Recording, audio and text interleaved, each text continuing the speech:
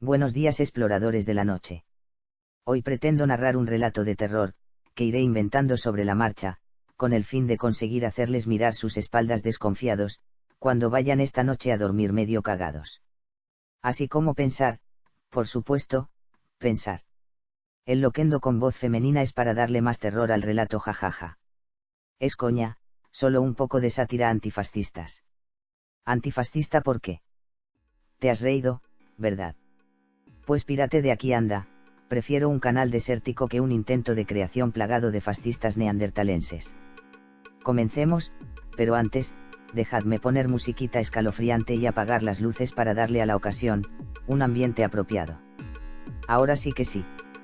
Corrían los años 80 cuando compré aquella casa a la que terminaría llamando hogar. En las calles se respiraba libertad, un falso cambio realzado por la tecnología que no hacía sino alejarnos del conocimiento, anteponiendo siempre la comodidad propia ante el dolor y la infelicidad ajena. Fue justa y precisamente con este suceso, que por fin abrí los ojos. Llevaba tiempo escuchando sonidos dentro de casa, algunos evidentes como el crujir de una madera al dilatarse con el calor del calefactor, otros indescifrables a mi entender. Al principio intenté restarle importancia, me decía a mí mismo que debían ser cosas del hogar o tal vez, un vecino que llegaba de alguna comida familiar o vete a saber qué. Nunca pensé que podría pasar lo que en aquella casa estaba por suceder. Pero poco tiempo faltaba en realidad para que mi mundo tal lo conocía se desmoronara. Transcurridos ya unos meses desde que pagué la entrada del terreno, ante la dificultad de conciliar un sueño profundo y reparador tras duras jornadas de trabajo, puesto que pretender mantener un estilo de vida aburguesado con el sueldo de un obrero, es complicado como comprenderán. Esta es la historia de terror.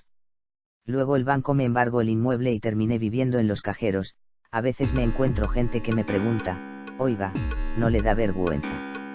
Ante lo que suelo responder, ellos me quitaron la casa, lo mínimo es que me den un sitio donde dormir. Jajaja, es broma. Bueno, no, es serio, jejeje. No, es broma.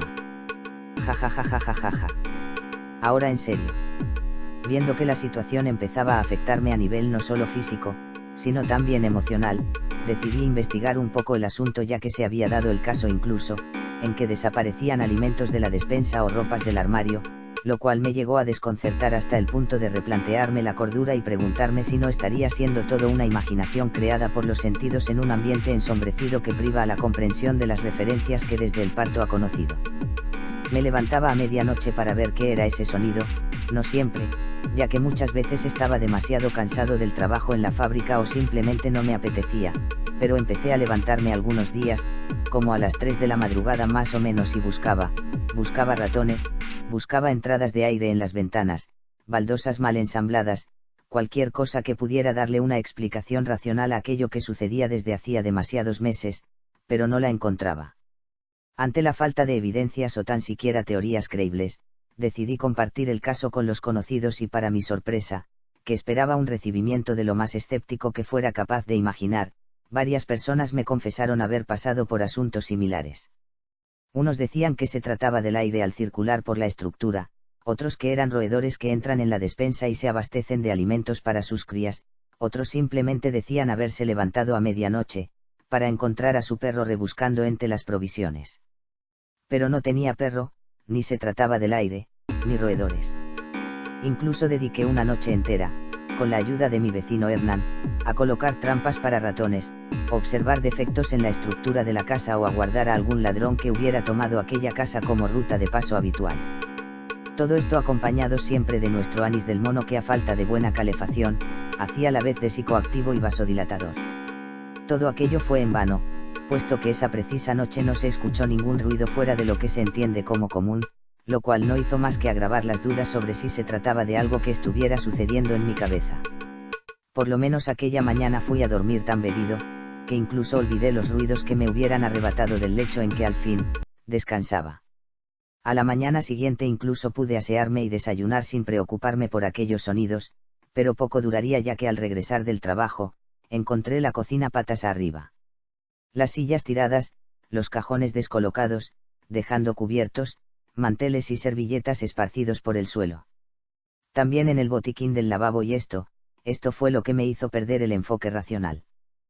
¿Cómo un ratón iba a poder hacer eso? ni un perro, ni una corriente de aire, vaya, ni que fuera huracanada. Tal vez arrancaría la casa de cuajo, pero aquello era obra de alguien que buscaba algo.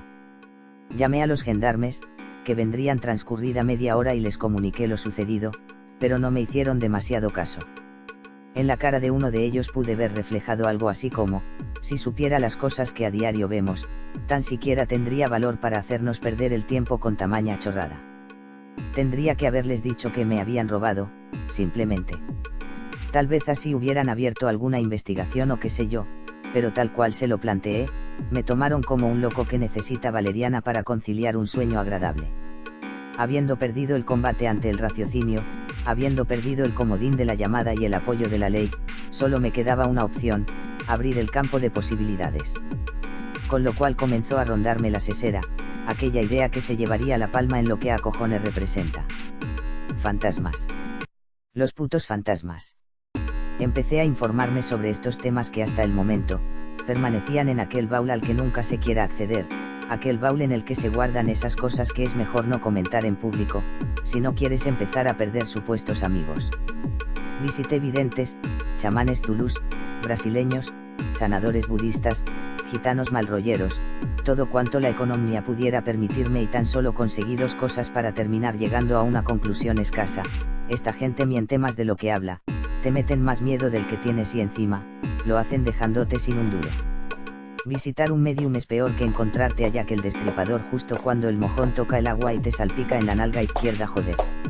Habiendo perdido la credibilidad, la economía, la dignidad y casi el trabajo, me rendí.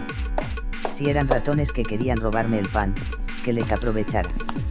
Si eran fantasmas atentando contra mi espíritu, que lo intentaran. Si era el viento, aquí le esperaba, y si era la mismísima muerte, que me tocara si tenía valor para dar la cara. Cuando llegas a este punto en el que te da igual incluso el nombre con el que te etiquetaron al nacer, accedes a planos inimaginables de esta misma realidad, comienzas a percibir sonidos que antes se hubieran antojado demasiado lejanos como para distinguirlos con claridad. Olores que hubieran escapado de nuestro paladar. Incluso el oído se agudiza al pasar tantas noches entre la penumbra, y cuando al fin consigues deshacerte de todos los miedos, el embalse se muestra tan calmado que puedes verte reflejado. ¿Qué es lo que comeré esta noche?, me preguntaba una madrugada en la que trasnochaba, mientras descendía las escaleras tranquilamente, como quien viaja entre este mundo y algún otro al que solo unos pobres desafortunados tienen el privilegio de acceder. Y entonces, lo vi ahí, de espaldas a mí. ¿Qué haces aquí?, le dije. Él me miró con los ojos exorbitados, tan sobresaltado que perdió el control de sus brazos y un impulso involuntario hizo volar la lata de conservas hasta mi altura, y con la precisión de una máquina ensambladora, agarré la lata y se la estampé en la cabeza con cuantas fuerzas me restaran tras semanas de mala alimentación. Gritó y corrió, pero en ningún momento hizo el intento de agredirme, más bien pareciera tenerme tanto miedo como el que yo le tenía, con la diferencia de que en mi caso se trataba de una defensa territorial y en el suyo, de una rapiña desconsiderada y prolongada que había llegado a hacerme perder la cabeza. De nuevo le grité: ¿qué haces aquí?, y se detuvo en seco como quien pierde la voluntad de seguir corriendo. Pensé que me abriría la cabeza con el primer objeto contundente que alcanzara, pero más al contrario, puesto que se volvió hacia mí con la parsimonia del recién follado y mirándome a los ojos con una mirada tan profunda que hablaba por sí sola, sentenció entre lágrimas: solo soy un padre. Transcurridos unos días, mi nuevo amigo Pacha y su familia se instalarían en la segunda planta de la casa con la que hubiera hipotecado incluso a mis sucesores lejanos, viendo los precios exorbitados de las viviendas en el centro de Madrid. Al final no era un ratón, ni un fantasma, ni un huracán, solo un cordobés en busca de cobijo. Resultó ser que este hombre había perdido su trabajo en la construcción y se había visto obligado a marcharse de sus tierras para terminar en Madrid, donde se suponía que encontraría trabajo, pero ante la falta de este y unos precios excesivamente caros en comparación a los que estuviera acostumbrado, se vio obligado a malvivir hasta el día en que le faltó la comida, y creedme, uno no es consciente de lo que puede llegar a hacer cuando no hay nada que comer.